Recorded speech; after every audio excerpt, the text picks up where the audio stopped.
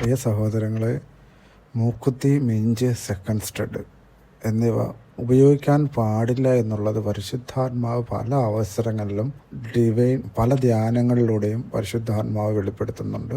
പല സന്ദേശങ്ങൾ നൽകുന്നുണ്ട്. പലർക്കും ഇത് അഴിച്ചുമാറ്റി പ്രാർത്ഥിക്കാൻ പരിശുദ്ധാത്മാവ് പറയുന്നുണ്ട്.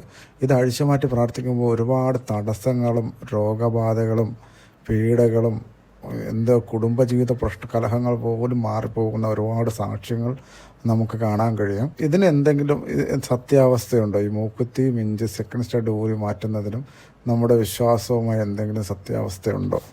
ഇത് ബൈബിളിൽ പറയുന്നുണ്ടോ? മൂക്കുത്തി, സെക്കൻഡ് സ്റ്റഡ്, മിഞ്ച്, അതുപോലെ കല്യാണം കഴിയുന്ന സ്ത്രീകൾ നെറ്റിയിലിടുന്ന കുങ്കുമം, ഇതിനും നമ്മുടെ വിശ്വാസ ജീവിതവുമായി ബൈബിളിൽ എന്തെങ്കിലും ബന്ധമുണ്ടോ?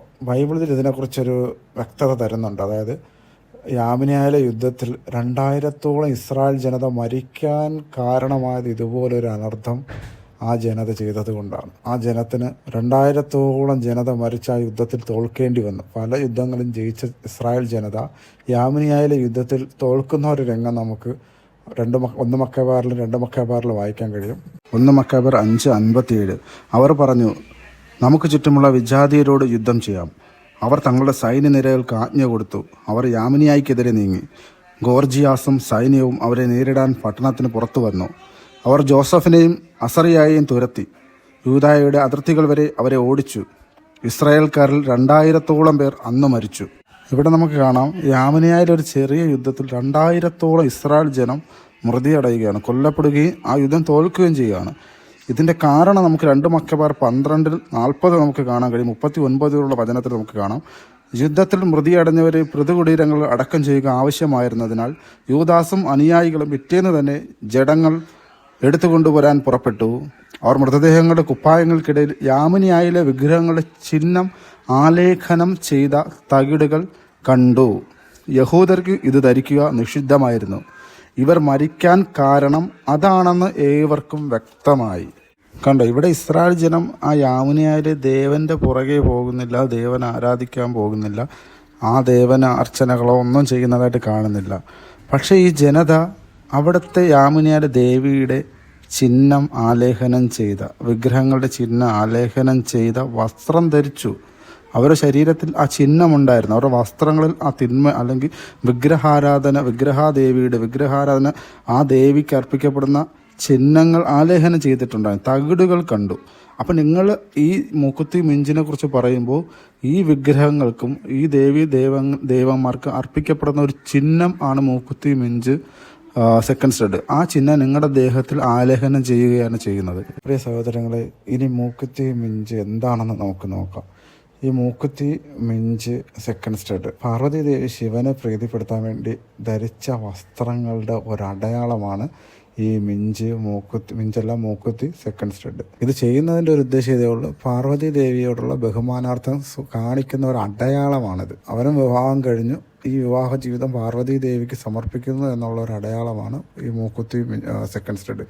അതുപോലെ മിഞ്ച് വരുന്നത് തമിഴ്നാട് കൾച്ചർ അനുസരിച്ച് ലക്ഷ്മി ദേവി. ഈ ലക്ഷ്മി ദേവിക്ക് ഇവർ തങ്ങളെ തന്നെ സമർപ്പിക്കുന്നു വിവാഹത്തോടു കൂടി. ഇപ്പം നമ്മുടെ വിവാഹബന്ധ കൂദാശ അർപ്പിക്കപ്പെടുന്ന കർത്താവ് ഈശോ മിശിഹ ആശീർവദിക്കുന്നത് പോലെ അക്രൈസ്തവർ ഇങ്ങനെയുള്ള അടയാളങ്ങളിലൂടെ ഇങ്ങനെയുള്ള ദൈവങ്ങൾക്ക് അവരെ അർപ്പിക്കുന്ന ഒരു ചടങ്ങാണ് മൂക്കുത്തി ഇടുക, അല്ലെങ്കിൽ മിഞ്ചിടുക, സെക്കൻഡ് സ്റ്റഡ് ഇടുക.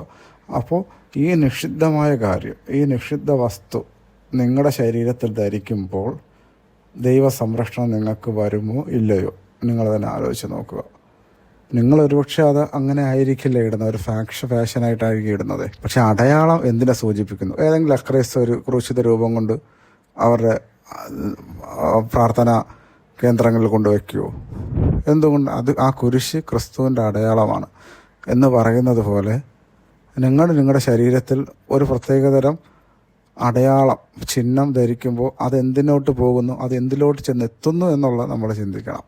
അപ്പോൾ ഈ അടയാളം നിങ്ങൾ കണക്റ്റഡ് ആയിരിക്കുകയാണ്, ഇന്ന ആളുമായിട്ട് ഈ അടയാളം നിങ്ങൾക്ക് കണക്റ്റഡ് ആയിരിക്കുമ്പോൾ, കാരണം നിഷിദ്ധ വസ്തു നിങ്ങളുടെ ശരീരത്തിൽ ധരിച്ചിരിക്കുമ്പോൾ ജീവിതമാകുന്ന യുദ്ധത്തിൽ നിങ്ങൾക്ക് തോൽക്കേണ്ടി വരും. ദൈവ സംരക്ഷണം പ്രവർത്തിക്കാതെ വരും. കാരണം ഒന്നാം പ്രമാണ ലംഘനത്തിൻ്റെ ചിഹ്നങ്ങൾ നിങ്ങളുടെ ശരീരത്തിൽ നിങ്ങൾ ധരിച്ചിരിക്കുന്നു എന്നതാണ് വാസ്തവം. അത് തിരിച്ചറിഞ്ഞുകൊണ്ട് ബോധപൂർവം ഇതിനെ എടുത്തു മാറ്റാനുള്ള ഒരു മനസ്സ് ക്രിസ്ത്യാനികളായി നിങ്ങൾ കാണിക്കുക. അതുപോലെ നെറ്റിയിൽ കുങ്കുമം പൂശുന്ന അവരുടെ പാർവതി ദേവിക്ക് അവർ സമർപ്പിക്കുന്ന ഒരു വിവാഹ കൂദാശയുടെ സമർപ്പണമാണ് ഈ കാണിക്കുന്നത്. അപ്പോൾ അതിനെ അവോയ്ഡ് ചെയ്യുക. അതൊരിക്കലും ഒരു വേർതിരിവായിട്ട് പറയുന്നത് ഒരു തിരിച്ചറിവായിട്ട് പറയുന്നതാണ്. നമ്മൾ അന്യദൈവങ്ങളുടെ ചിഹ്നങ്ങൾ നമ്മുടെ ദേഹത്തിൽ അണിയുമ്പോൾ ജീവിതമാകുന്ന യുദ്ധത്തിൽ നമുക്ക് പരാജയപ്പെടേണ്ടി വരും. അപ്പോൾ ഒന്ന് ചിന്തിച്ചു നോക്കിയേ, ഈ ആലേഖനം ചെയ്ത ചിഹ്നം, ഈ ദേവന്മാരുടെ ചിഹ്നങ്ങൾ ആലേഖനം ചെയ്ത് നിന്നിൽ പരിശുദ്ധാത്മാവിൻ്റെ പ്രവർത്തനം നടക്കുമോ? നമുക്കറിയാം, പലരും വളരെ നിഷ്കളങ്കരായാണ് ജീവിക്കുന്നത്. മത്തായി 10:16 പറയുന്ന പോലെ ഞങ്ങൾ സർപ്പങ്ങളെപ്പോലെ വിവേകികളും പ്രാവികളെപ്പോലെ നിഷ്കളങ്കരുമായിരിക്കും. ഇവിടെ നിഷ്കളങ്കരായിരിക്കാൻ മാത്രമല്ല കേട്ടോ കർത്താവ് പറയുന്നത്, സർപ്പങ്ങളെപ്പോലെ വിവേകികളുമായിരിക്കണം. ഒരല്പം വിവേകം ഉപയോഗിച്ച് ജീവിതത്തിൽ മുന്നോട്ട് പോവുക എന്നുള്ളത് നമ്മുടെ കടമ കൂടെയാണ്. അപ്പോൾ അത് തിരിച്ചറിഞ്ഞുകൊണ്ട് ജീവിതം മുന്നോട്ട് പോവുക. പ്രിയ സഹോദരങ്ങളെ, കർത്താവ് ഈശോ മിശിഹാ തൻ്റെ സ്വന്തം രക്തത്താൽ വിശുദ്ധീകരിക്കപ്പെട്ട് വില കൊടുത്ത് വാങ്ങപ്പെട്ടതാണ് നമ്മുടെ ശരീരങ്ങൾ. ദയവ് ചെയ്ത് ആ ശരീരം നമ്മൾ അശുദ്ധമായവയ്ക്ക് വിട്ടുകൊടുക്കരുത്. നിഷിദ്ധമായ വസ്തുക്കൾ ഉപയോഗിക്കാൻ വേണ്ടി ആ പവിത്രമായ ശരീരങ്ങൾ നമ്മൾ അശുദ്ധിക്ക് വിട്ടുകൊടുക്കരുത്. എന്നാൽ 2 കൊരിന്ത്യർ 6:16 പറയുന്നു, ദൈവത്തിൻ്റെ ആലയത്തിന് വിഗ്രഹങ്ങളുമായി എന്ത് പൊരുത്തമാണുള്ളത്? നമ്മൾ ജീവിക്കുന്ന ദൈവത്തിൻ്റെ ആലയമാണ്. എന്തെന്നാൽ ദൈവം അരുളി ചെയ്തിരിക്കുന്നു, ഞാൻ അവരിൽ വസിക്കുകയും അവരുടെ ഇടയിൽ വ്യാപരിക്കുകയും ചെയ്യും. ഞാൻ അവരുടെ ദൈവമായിരിക്കും, അവർ എൻ്റെ ജനവുമായിരിക്കും. കർത്താവിൻ്റെ ആലയമാണ്, പരിശുദ്ധാത്മാവിൻ്റെ ആലയമാണ് നമ്മുടെ ശരീരം. ആ ശരീരം നിഷിദ്ധ വസ്തുക്കൾ ധരിക്കുവാനും അന്യദൈവങ്ങളുടെ ചിഹ്നങ്ങൾ പതിക്കുവാനുമായി നിങ്ങൾ വിട്ടുകൊടുക്കരുത്.